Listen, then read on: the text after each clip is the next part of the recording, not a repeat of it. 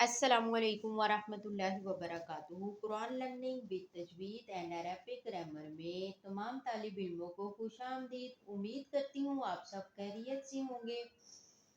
پچھلے اسباق میں ہم نے فعل مضارع کے بارے میں پڑھا تھا۔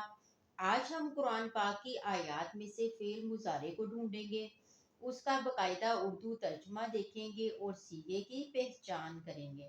اگر آپ یہ مشق پوری دیکھ لیتے ہیں تو انشاءاللہ تعالی قرآن مجید کی تلاوت کے وقت آپ کو لفظ ب لفظ معنی سمجھنے میں مدد ملے گی۔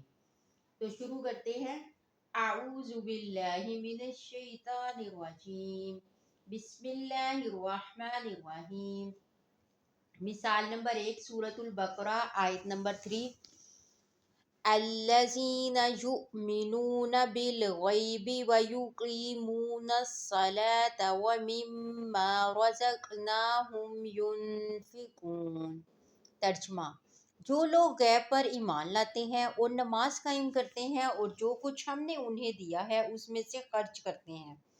اس ایک آیت میں 3 جگہ فعل مضارع آیا ہے۔ نمبر 1 یؤمنون، وہ ایمان لاتے ہیں۔ شروع میں یا اور آخر میں واو ساکن اور نون ہے، یہ جمع مذکر غائب کا صیغہ ہے۔ نمبر 2 یقیمون، وہ قائم کرتے ہیں، یہ بھی جمع مذکر غائب ہے۔ ینفقون، وہ خرچ کرتے ہیں، یہ بھی جمع مذکر غائب کا صیغہ ہے۔ مثال نمبر 2 سورۃ الفاتحہ آیت نمبر 5۔ ایاک نعبد و ایاک نستعین۔ ترجمہ: اے اللہ، ہم صرف تیری ہی عبادت کرتے ہیں اور صرف تجھ ہی سے مدد چاہتے ہیں۔ نمبر 1 نعبد، ہم عبادت کرتے ہیں۔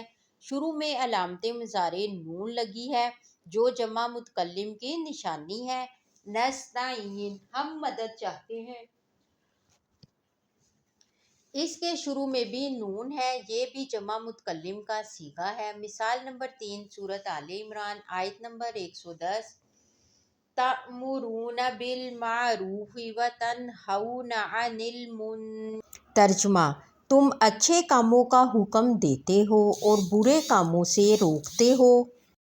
تأمرون، تم سب حکم دیتے ہو، شروع میں تا اور آخر میں واو ساکن اور نون، یہ جمع مذکر حاضر کا صیغہ ہے۔ تنہون، تم سب روکتے ہو، یہاں بھی شروع میں تا اور آخر میں واو ساکن اور نون زبر نہ ہے، یہ بھی جمع مذکر حاضر کا صیغہ ہے۔ مثال نمبر 4 سورۃ الملک۔ وَيَقُولُونَ مَتَىٰ هَٰذَا الْوَعْدُ۔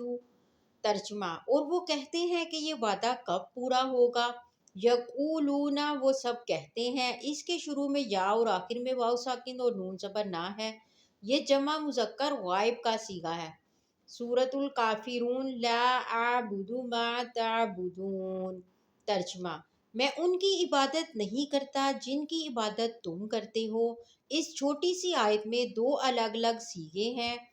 اعبدو، میں عبادت کرتا ہوں، شروع میں الف زبر کے ساتھ آیا ہے جو واحد متکلم کی علامت ہے۔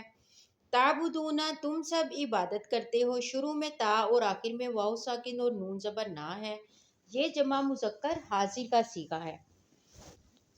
مثال نمبر 6 سورۃ البقرہ۔ وَمَا تَفْعَلُوا مِنْ خَيْرٍ يَعْلَمْهُ اللَّهُ۔ ترجمہ: اور تم جو بھی نیکی کا کام کرتے ہو اللہ تعالیٰ اسے جانتا ہے۔ یعلم، وہ جانتا ہے، اس کے شروع میں یا ہے اور یہ واحد مذکر غائب کا صیغہ ہے۔ یہاں جزم جملے کی شرط کی وجہ سے ہے جس کی تفصیل ہم آگے پڑھیں گے۔ مثال نمبر 7 سورہ یاسین۔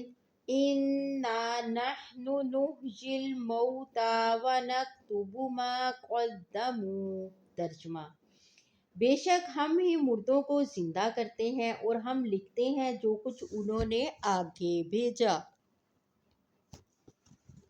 نحیی، ہم زندہ کرتے ہیں، شروع میں پیش والی نون زبر نون پیش نو ہے، یہ واحد متکلم کا صیغہ ہے۔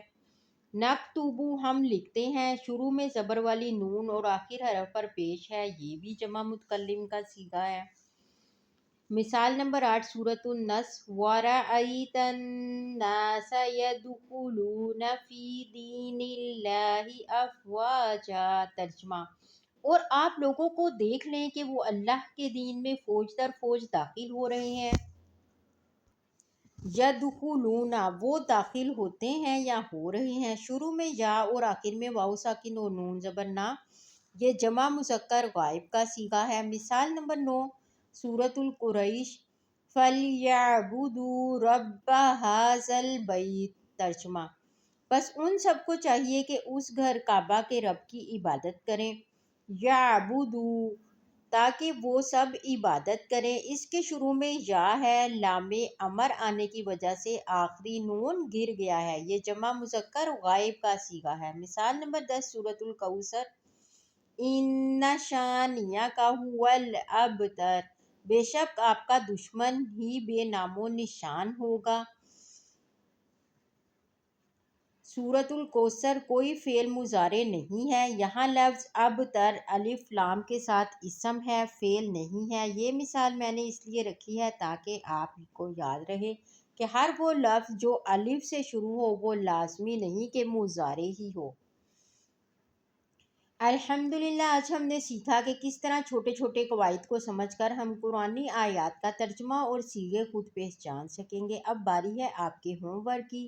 آپ نے سورۃ العصر کی تلاوت کرنی ہے اور اس میں جو فعل مضارع استعمال ہوا ہے اسے نیچے کمنٹ سیکشن میں لکھ کر بتانا ہے کہ وہ کون سا صیغہ ہے